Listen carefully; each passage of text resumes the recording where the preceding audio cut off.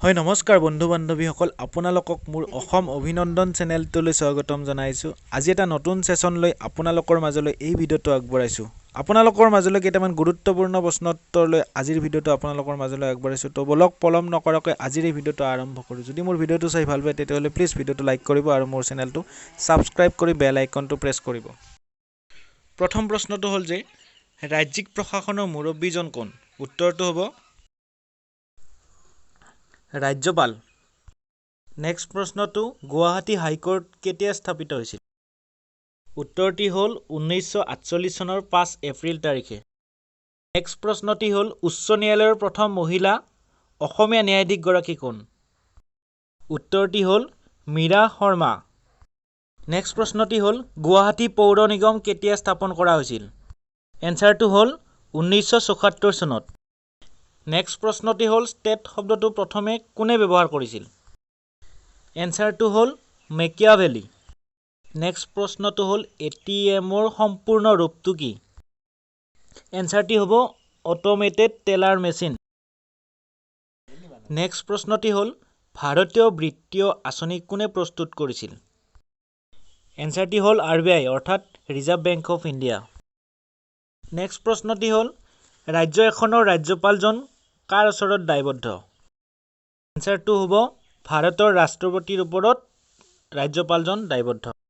Next প্ৰশ্নটি হ'ল একেৰাহে পঞ্চমবাৰৰ বাবে ছিকিমৰ মুখ্যমন্ত্ৰী হিচাপে শপত লোৱা নেতাজন কোন? এনচাৰটি হ'ল পৱন চামলিং। নেক্সট প্ৰশ্নটি হ'ল কোনখন দেশৰ নিজস্ব মুদ্ৰা ব্যৱস্থা নাই? এনচাৰটো হ'ব লাওছ। নেক্সট প্ৰশ্নটো পৃথিৱীৰ সৰ্বাধিক খৰচী চহৰখনৰ নাম কি? এনচাৰটো হ'ব ছিংগাপুৰ। নেক্সট প্ৰশ্নটি বিশ্ব স্বাস্থ্য সংস্থাই কেতিয়া ভাৰতক পলিঅ'মুক্ত হিচাপে স্বীকৃতি দিছিল? এনচাৰটি হ'ব 27 মাৰ্চ 2014 চন। নেক্সট প্ৰশ্নটো হ'ল কোন দেশত সৰ্বাধিক কয়লা উৎপাদন কৰা হয়? উত্তৰটো হ'ল চীন। নেক্সট প্ৰশ্নটি হ'ল ৰাষ্ট্ৰসংঘৰ বৰ্তমান সদস্য ৰাষ্ট্ৰৰ সংখ্যা কিমান? উত্তৰটি হ'ব 193। নেক্সট প্ৰশ্নটি হ'ল বিশ্বৰ সৰ্বাধিক প্ৰচলিত ভাষা কোনটো? উত্তৰটো হ'ব ইংৰাজী। নেক্সট প্ৰশ্নটো হ'ল ৰাজ্যসভাৰ এজন সদস্যৰ কাৰ্যকাল কিমান বছৰ?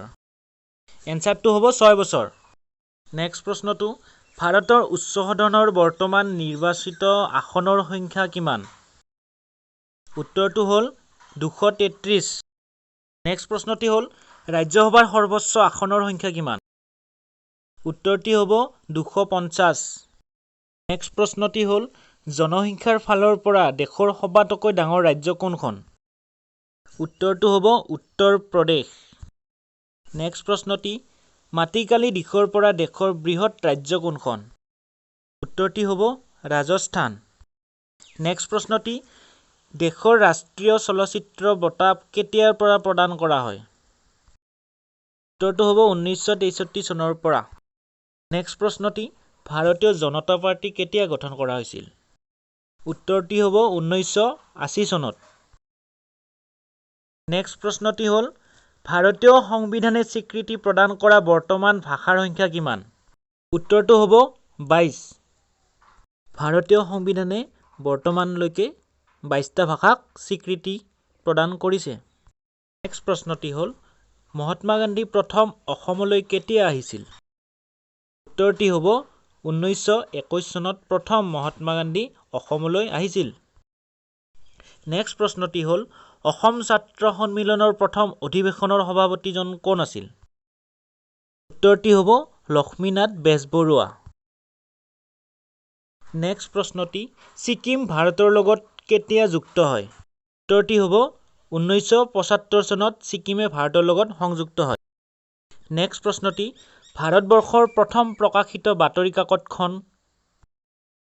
উত্তৰটি হ'ব বেংগল গেজেট। নেক্সট প্ৰশ্নটি হ'ল বৰ্তমান কেন্দ্ৰীয় চৰকাৰখন কাৰ দ্বাৰা গঠিত? উত্তৰটো হ'ব NDA। তো আজিৰ ভিডিঅ'টো ইমানেই। যদি মোৰ ভিডিঅ'টো চাই ভাল পাইছে আৰু লগতে নতুন নতুন এনেধৰণৰ ভিডিঅ' পাবলৈ মোৰ চেনেলটো ছাবস্ক্ৰাইব কৰি বেল আইকনটো প্ৰেছ কৰিব, কাৰণ মই যেতিয়া ভিডিঅ' আপলোড দিওঁ তেতিয়াই আপোনাৰ ওচৰলৈ যাই ওলাব। Thank U. জয়